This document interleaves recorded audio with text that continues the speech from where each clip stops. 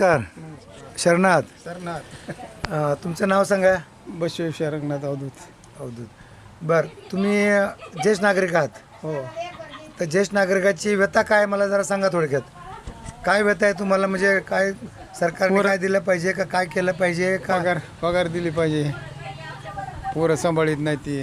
बरं, तुमची पण सांभाळत नाहीत का? लोकांच्या सांभाळत नाहीत? आमचीच सांभाळीत नाही ती. आमची सांभाळत नाहीत. मग त्यांना तुम्हाला शासनाच्या माध्यमातून ज्येष्ठ नागरिकांना 10,000 रुपये मानधन म्हणून दिलं पाहिजे त्यांनी. कारण महागाई भत्त्याला जोडलेलं वार्षिक उत्पन्न 1,20,000 दाखवले, तर त्याच्यातले तुम्हाला 10,000 रुपये दर महिना दिले पाहिजेत. ते तुमच्या हक्काचे पैसे आहेत. मग तुम्हाला जर ते मिळवून दिले तर चालतील का तुम्हाला? हो. हां, चालेल का? हो.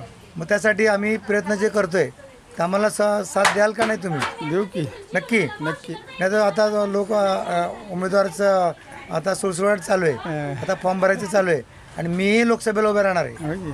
तर यासाठी तुम्ही आम्हाला सहकार्य कराल का? करू की. कशासाठी कराल? मानधन मिळण्यासाठी. हां, मानधन तुम्हाला मिळण्यासाठी. आणि मला काही नको आहे, मी काही घेणार नाही. तुम्हाला मानधन मिळवून देण्यासाठी आम्ही ते काम करणार आहेत. मग तुम्ही एकट्यासाठी करणार का बाकीच्या गावच्या लोकांना पण सांगणार तुम्ही? गावच्या लोकांना सुद्धा सांगणार. जेवढे ज्येष्ठ नागरिक आहेत हो. सर्व ज्येष्ठ नागरिकांना तुम्ही सांगणार का? हो. तुमच्या गावची जिम्मेदारी तुम्ही घेणार का? हो. सगळेचे सगळं हो. लोक एकत्र येणार, हो. सांगणार की या व्यक्तींना तुम्ही सहकार्य करा म्हणून, हो. म्हणणार की नाही? होय.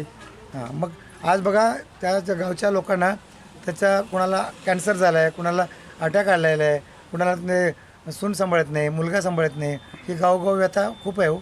यांच्यासाठी ज्येष्ठ नागरिक जर नसते, तुम्ही नसता तर तुमची मुलं जन्माला आली असती का? म्हणून हे राष्ट्रीय संपत्ती आहे ज्येष्ठ नागरिक.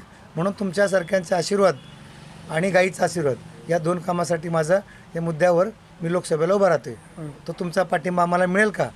पूर्ण गावातले पूर्णची पूर्ण जे काय म्हणतो आपण सगळे जे ज्येष्ठ नागरिक आहेत, स्त्री असेल पुरुष असेल, तुमचं गाव छोटं आहे तरी ज्येष्ठ नागरिक मला वाटतं 100 तरी असतील. आहे ती. बस, सगळ्यांचं सहकार्य मिळेल. 60-70 तर असतील. एवढ्या छोट्या गावात 60-70 आहेत. मग त्यांचं सगळ्यांचं सहकार्य मिळेल ना. आणि एका घरामध्ये किती मतदान आहे? आता 4 ते 5 तर असणार. 4-5 मग ते तुमचं ऐकणार की नाही? ऐकत. अरे मला 10,000 रुपये मिळायला लागल्यावर तुम्ही पुन्हा सहकार्य करा बाबा. आता तुमचं पण वय 60च्या पुढे गेलं की त्यांनाही पुन्हा लागू होणार. या मुद्द्यावर मी हे इलेक्शनला उभं राहत आहे, धाराशिव लोकसभेच्या उमेदवार म्हणून उभा राहणार आहे. तर तुम्ही सहकार्य करणार ना? होय. का आता नुसतं म्हणताय? कारण हे मी टी व्हीवर याच्यावर मुलाखतसाठी मी टाकतोय.